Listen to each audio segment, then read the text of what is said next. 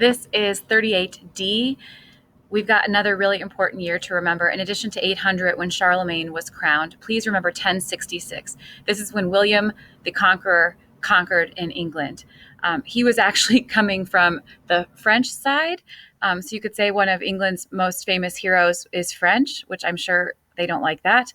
But October 14th, 1066, he wins at the Battle of Hastings. He declares England his, and he gives his French friends 200 lords over their land in England. So you could also say that England was originally owned by French people.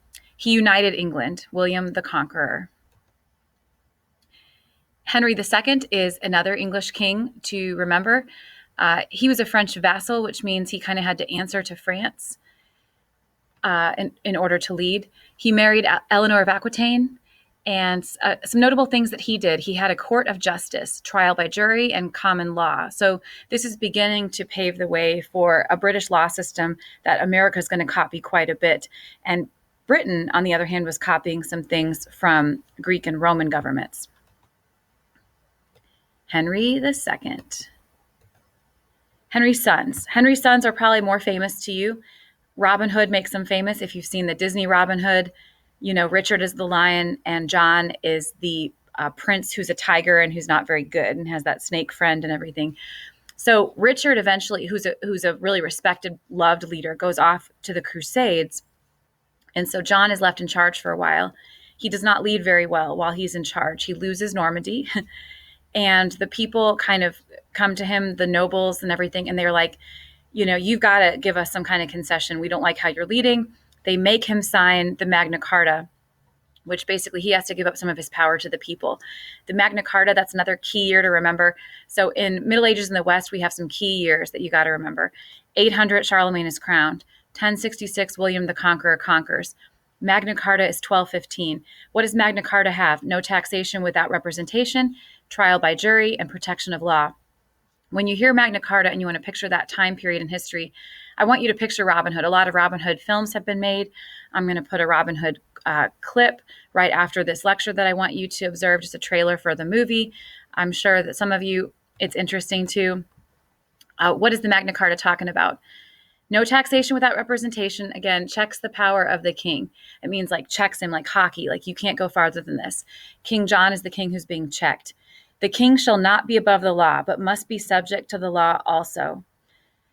This is a predecessor to the Declaration of Independence and the Bill of Rights. And it's the Robin Hood time of history. King is not above the law. That's key.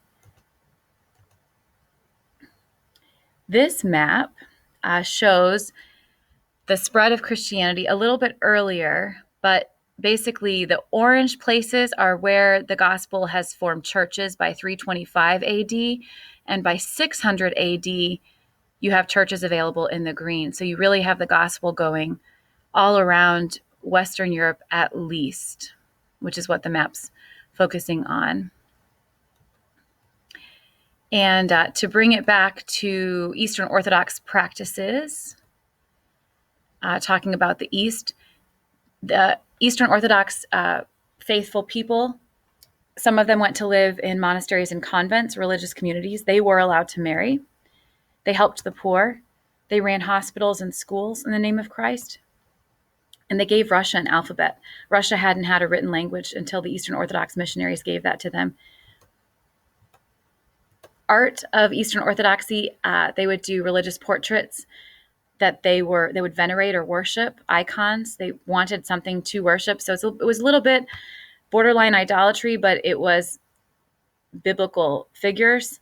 And, you know, they were doing it in the name of Jesus. So they loved to make mosaics, tiny pieces of glass or stone that combined together and make a picture. They found these beautiful. They would make beautiful illuminated manuscripts, books embellished with fine art, fine calligraphy, gold leaf, and other embellishments. There's mosaic, and there's an illuminated manuscript. The Byzantine Empire, which we talked about earlier, was after the western half of the Roman Empire fell. The eastern half, the Byzantine Empire, did survive for 1,000 years. So Byzantine Empire, 523 AD to 1453 AD. You should know approximately Byzantine Empire. Know that it lasted for about 1,000 years. This